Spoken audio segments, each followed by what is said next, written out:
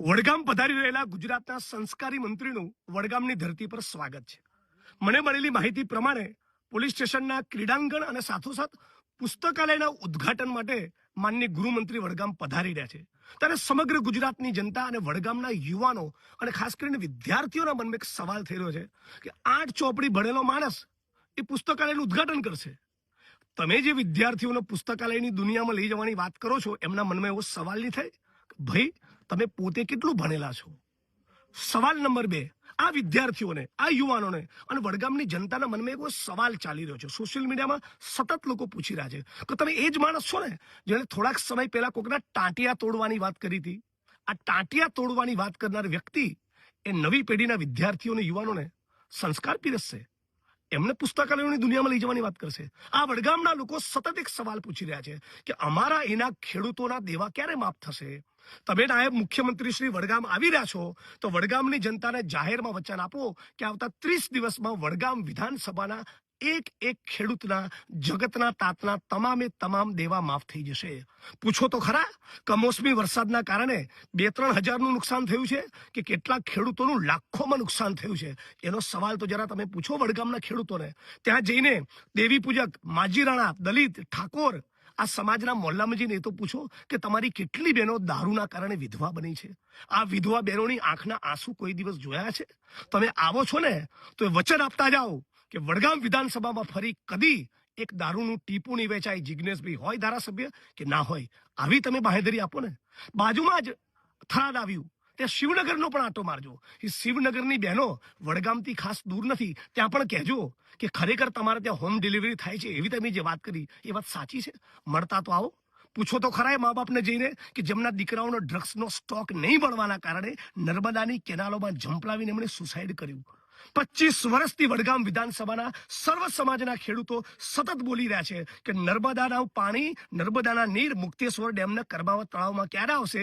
એ તો અમે લડીને તમારી સરકારને ઝુકાવીને વિધાનસભામાં સતત બોલીને રજૂઆત કરીને તમારી સરકારને ફરજ પાડી છે, ખેડૂતોના આંદોલને ફરજ પાડી છે. બાકી 25 વર્ષ સુધી તમે વડગામની જનતાને તડપાવી છે નર્મદાના નીર માટે. હવે પાઇપો નાખી છે, કહેતા જાઓ કે કઈ તારીખ સુધીમાં ત્યાં નર્મદાના નીર મુક્તેશ્વર ડેમના કર્માવત તળાવમાં આવશે. વિધાનસભાના મંચ ઉપર સત્તાવાર જાહેરાત કરી હતી કે જલોત્રા ખાતે GIDCની સ્થાપના કરીશું. આજે આ વાતને લગભગ 2 વર્ષ થયા, એક ઈંટ તમે મૂકી નથી.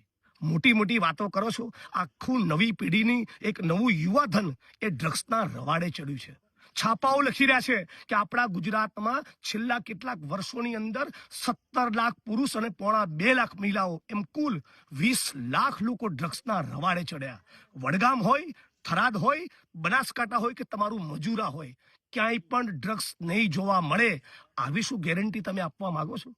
દરેક ચૂંટણી પહેલા CR પાટીલ આવે, માનનીય મુખ્યમંત્રી આવે, યોગી આદિત્યનાથ આવે, અને મેવાણીને ટાર્ગેટ કરવાના બદલે તમારામાં તાકાત હોય ને તો ડ્રગ્સને ટાર્ગેટ કરો, કુટણખાના ટાર્ગેટ કરો, દારૂ જુગારની બધી ટાર્ગેટ કરો, ઇલીગલ માઇનિંગ ટાર્ગેટ કરો. પૂછો તમારા પોલીસ સ્ટાફના સજ્જનના સારા પ્રામાણિક માણસોને કેટલો દારૂ રાજસ્થાનથી આવે છે. તમારામાં શરમનો છાંટો છે? હે, કાયદાના બંધારણ જેવું કંઈ છે કે નહીં દેશમાં? ખુલ્લેઆમ બેફામ મોટી લાઈનો તમારી રાજસ્થાનથી ચાલતી હોય, આજે પણ ચાલે છે.